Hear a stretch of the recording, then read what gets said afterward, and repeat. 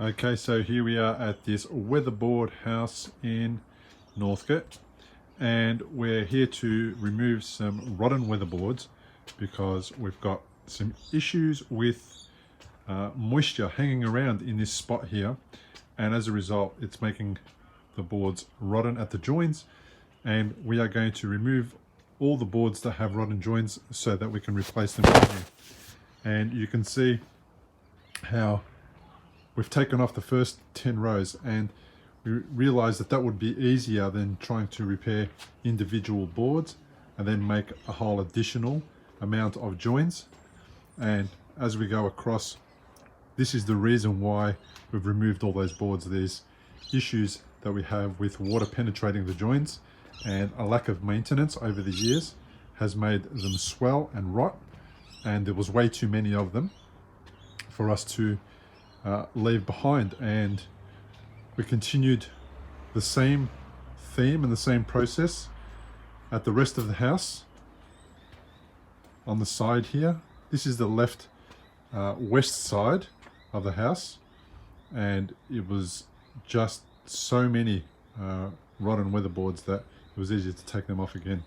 So we'll replace these in the next few days, and we'll tidy up all the joins that have been left behind that are still in good condition, and we'll make sure that they're going to last another quite a few years.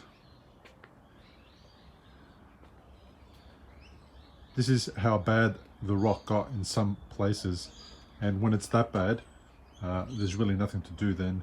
Just remove the board. You don't want to refill that. We'll take off all of the downpipes so we can get access to the back of the boards properly, and then we'll reinstate those weatherboards. We'll sand those downpipes, and then we'll sand all of the boards and all the windows so that we can give them another 2 coats of paint and keep them going for a little bit longer. Now here's some other areas along the bottom of the windows where we had rot, and we removed that rot as well by replacing the entire architrave with the same architrave from the local timber supplier, and that way this problem won't continue and it won't look unsightly. And we'll replace again all the faulty weatherboards and damaged weatherboards. We'll fill gaps and cracks with all the appropriate fillers, and we'll put undercoat where it's necessary. And these windows are going to go white, and so are the walls. They're going to be white when we're finished with them, so we'll just make sure that they get enough coats to cover the old color. And here we are now with the new weatherboards on. All the nail holes are showing, so in a moment we'll go about filling all the nail holes of the old weatherboards, all the holes of the new weatherboards, and all the knots, and we'll make sure that when we leave they're 100% sealed so that water cannot penetrate. And now the joint is seamless and you can hardly see it. There's only one joint in the middle of the span of weatherboards.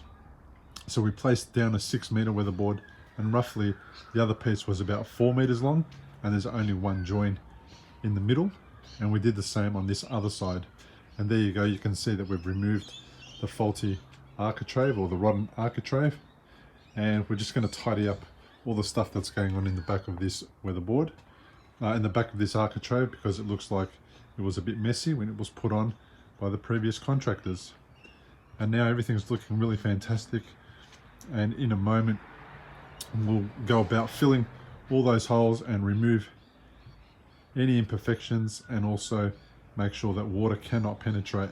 Now this is something that has to be done regularly, because if you leave it too long, then this is how far we have to go. We have to take off a lot of the paint that's flaking off,